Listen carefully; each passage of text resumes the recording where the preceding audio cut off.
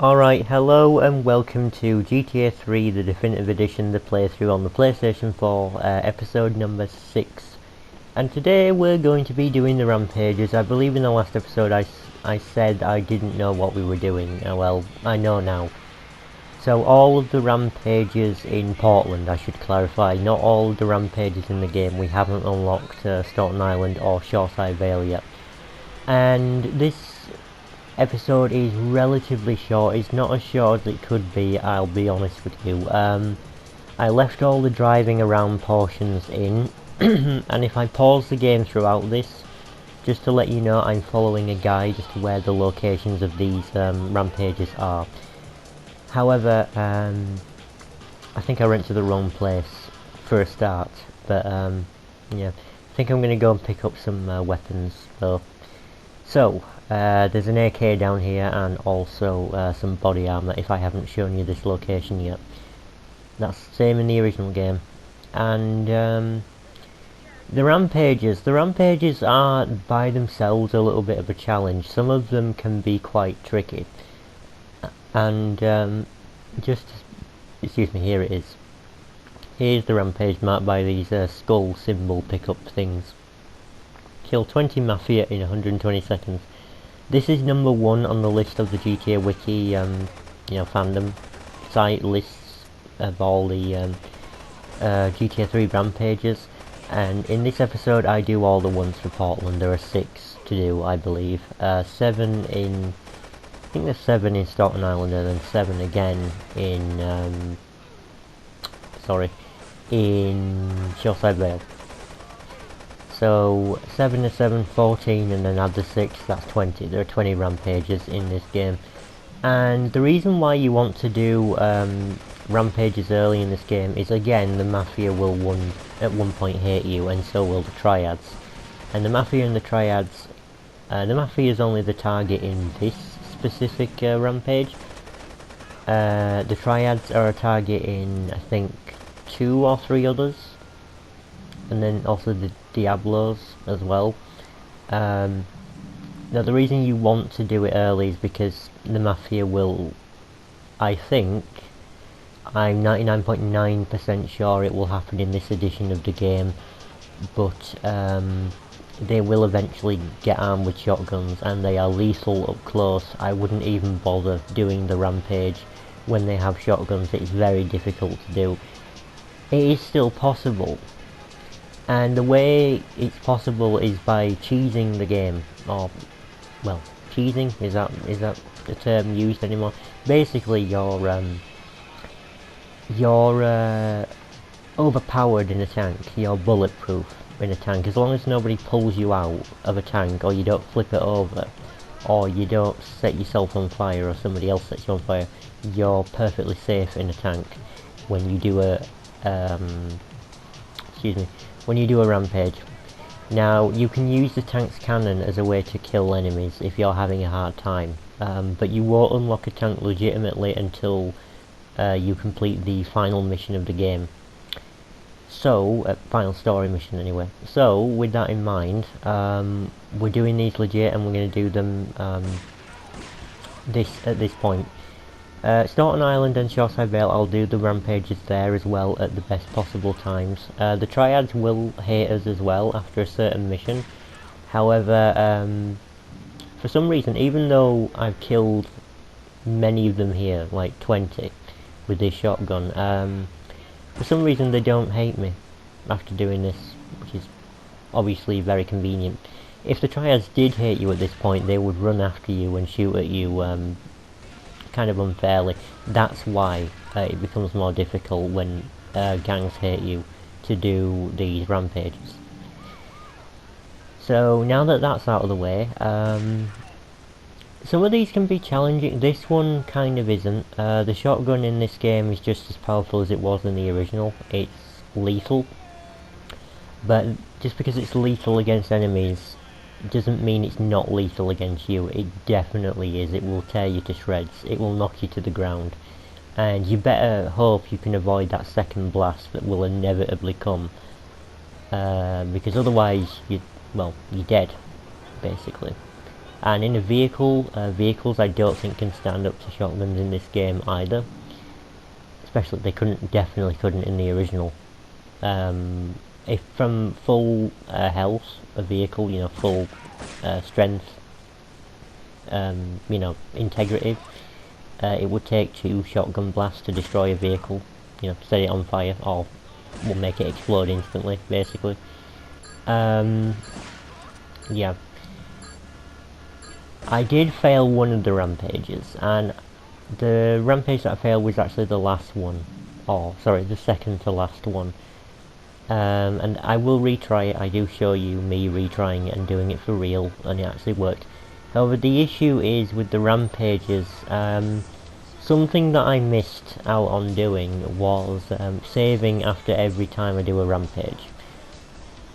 There's no real important reason to doing that. It's not like the game will glitch out and crash or anything. It's because if you fail a rampage, it will switch to a different location. So the pickup will be somewhere else, and the game doesn't tell you where it is. So I imagine what happened is either somebody looked in the game files, or somebody painstakingly searched for rampages, like deliberately failing them and then finding where the new location is. There is a list of where the new location is, however that's on the GTA wiki, by the way. You can look it up. If you fail a rampage, it's easier to reload the game if you have it saved. Mr. Whoopi, by the way. It's easier to reload the game if you've saved it just before you started that rampage. Now, I'm not sure what happens in this game with autosaves. I know it doesn't restart it after you fail it, however, maybe if you saved it, it will something, I don't know. Basically, if you save it before you can start the rampage, then if you fail that rampage, you can just go back to the same spot after reloading the save, right?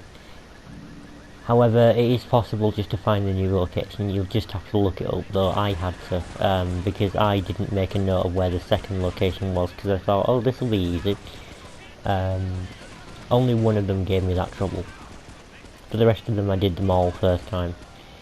So yeah, that is a bit annoying, that it doesn't tell you where the new location is. Not in game, anyway. You can look it up online, though, if you really, really need to. Now, rampages are, I'm just gonna say this, right? I don't mind doing these, it's just that I never used to do them, so these are all kinda new to me, and with the new shooting mechanics, I know, for some reason it seems a lot more finicky, this time around. Whereas in the original game, I'm pretty sure that every single time it locked onto whatever I wanted it to. Or maybe that one time out of 10, you know, 9 times out of 10 it'd be fine, but one time it might not have locked on to somebody I wanted to kill. So yeah, it seems a bit weird. Don't know why, it's probably just me. And I was going to mention in a previous video that I don't know if the gore is still in this game, as in limbs can be removed, heads can be removed, but I'm not sure about limbs. I haven't really seen any evidence of... I haven't really seen any limbs being removed yet in this game. Just heads. So, yeah. We'll have to see. Maybe there's an example, I've just missed it, but still. I might look it up, I don't know. I am going in this game blind, however I am following guides for hidden packages and rampages, because I don't know where they are off by heart. And also for other things that I haven't done before in this game, like the off-road missions. I might look up a basic walkthrough, but it's not going to do the thing for you, you still have to do it. RC missions, we'll do those at some point. Probably one of the last things I do in the playthrough. Yeah. I also do apologise if sometimes it takes longer to get videos out. It won't take super long, but I'm just gonna say that uploading the first episode of this playthrough was a nightmare. It kept failing to upload. at least 3 times. I think I go back to the same location, but it hasn't respawned. I think there might be a time limit on when pickups can respawn. But there is health that's still there, we just don't need it right now. Yeah, so there's that. I do apologise if things take a bit longer, basically, is what I'm trying to say. Episode 1 was a nightmare to upload, and it is uploaded now, I've checked it. I uploaded episodes 1, 2 and 3 as I'm doing this commentary. And only the first one messed up, the other 2 did not. So, that's really weird, I don't know why it did that. Now, I'm also going to say, in the previous episode, I talked a bit about Crazy for Games as playthroughs, and he does them with 6-star mods and Rainbow Miser mods, among other things. There's also the Toughen mod for GTA 3, which I think it's a very old playthrough of his. It's from 2016, and the GTA 3 6 stars is from 2020, Rainbow Miser from 2021. He's also done Vice City and San Andreas with 6 stars and Rainbow Miser, which I've watched Vice City with Rainbow Miser, I've watched GTA 3 with Rainbow Miser. Haven't done Vice City with 6 stars yet, but I watched the one with 7 stars, which is yet another mod. As you can tell, you can't actually get 7 stars in Vice City, legit. This is the one that gave me some trouble, by the way, and since I thought I watched the 7-star one, it can't be harder than the I mean, the 7-star one must surely be harder than the 6-star one, so I decided, you know what, I'll just skip the Vice City with 6 stars. And if you're wondering what happens when you got 7 stars with that mod, the specific mod he was using anyway by, I think it's Hollywood Jack, the person who made the mod, that's their username anyway. A hunter chases you, which is an attack helicopter modelled after a Apache attack helicopter, right? Now, that is insanely hard. It's more hard than 6 stars, at least that was the impression that I got. The hunter isn't programmed to come after you in the actual video game itself, right? So you don't need to worry about ever seeing a hunter in the sky, legit. However, in Vice, I'm talking about Vice City, by the way. However, what the hunter does in that specific mod, I'm going to fail it in a minute by not killing them because not enough of them are spawning. Yeah, I should have been a bit quicker with this, and just to prove to you that the location is not the same, I'm going to go back to the spot, and I remembered that they spawn in a different place, so that's when I had to look it up. Yeah. But, yeah, I decided to do the next one in line when I discovered that wasn't working, and then just look up the new location of the Diablo with M16 mission, which we just did, or failed. Yeah. Now, let me say that with the hunter in the sky, what happens is it will use its rockets, right? And I don't just mean once or twice, I mean like all the freaking time. The moment it has a shot at you, it will use its rockets. That's what makes it so difficult. And also there are soldiers hanging off the side of it that shoot assault rifles at you, which are already pretty dangerous, you know, but they are just very annoying, right? And the hunter is incredibly fast, it will keep up with you, and it will catch up with you. It's not stupid. Even if it crashes into buildings, I don't think it explodes. I think it only explodes when a genuine explosion hits it. You can knock it out of the sky. And that reminds me to say, by the way, the location is gone. It's gone. It was in this alleyway here, but it's gone. let's move to a new location. Yeah. So I decided to just do the next one, which is grenades. Using grenades to blow up vehicles. It's on the train tracks. So, I am going to say that I can't do challenges like that. Now, that's not me saying...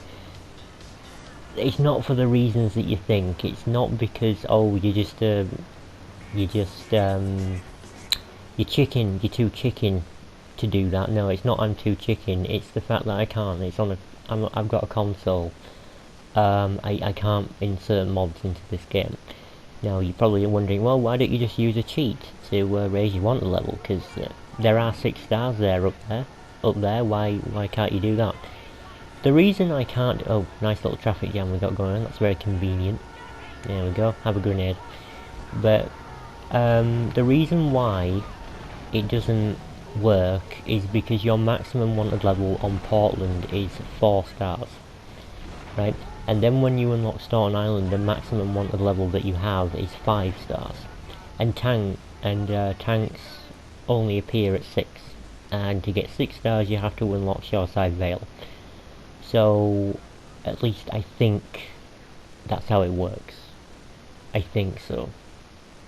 But basically on Portland, definitely your maximum wanted level is only going to be 4. And at that point only SWAT vans come after you, and that's not really too much of a threat. It's not enough of a threat to warrant an actual challenge centered around it.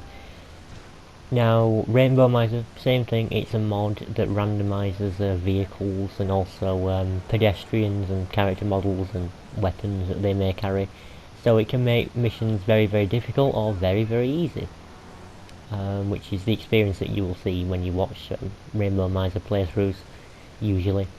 I'm so glad I found Crazy for Games channel, because I've been watching so many videos of his. It's literally just kept me busy for a long time. It also kept me entertained whilst I was waiting for this game to come out, so I have to say a big thank you to him and also the other content creators that I watch. Though to be honest, I haven't really been watching anybody else really lately. Not that I don't watch any other videos other than his playthroughs, that's not true. I have been watching some guides to do with the games I'm going to be let's playing. And otherwise I haven't been finding very much on YouTube, to be honest. I've been too busy planning my playthroughs and all that. The Australian-American War, by the way, which isn't real. Definitely is not real. It's some sort of long-running joke and I never understood it. Right? I never did. I don't know where it came from, I don't know who made it up to start with, but I think it's some kind of running gag that I'm just not aware of. It's probably an American thing. Because, you know, we in the UK don't talk about wars that never happened. Not even as a joke. Because, I don't know, we just wouldn't find it funny. Now, I do find it funny that he's talking about a war that never happened, right?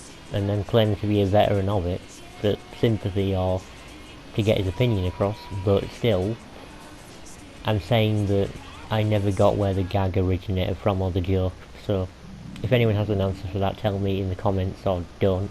For those of you who, for anyone who does comment, I'd highly appreciate it, even if it's your video is shit, or go jump off a bridge. I would still appreciate the comment. I mean, it's interaction, isn't it? You're giving me interaction, so you know, I would cock a snoot at you, you know, put my thumb on my nose and wiggle my fingers, or I might hold up the middle finger, but you can't see me, so there's no point in me doing that. But yeah, you're giving me interaction even if you comment negatively, so haha, I still win. Rampage again with the M16. I'm a little bit surprised that they kept the same aiming mechanics in this, because they did say something about improving the shooting mechanics. However, yeah, the M16 was kind of always like this, except this is more like Vice City, you know, because the M16 previously had a different aiming reticle in the original version. This is more like Vice City. And I thought that they might not do lock-on with this, but still. It is an incredibly powerful weapon, by the way. This weapon is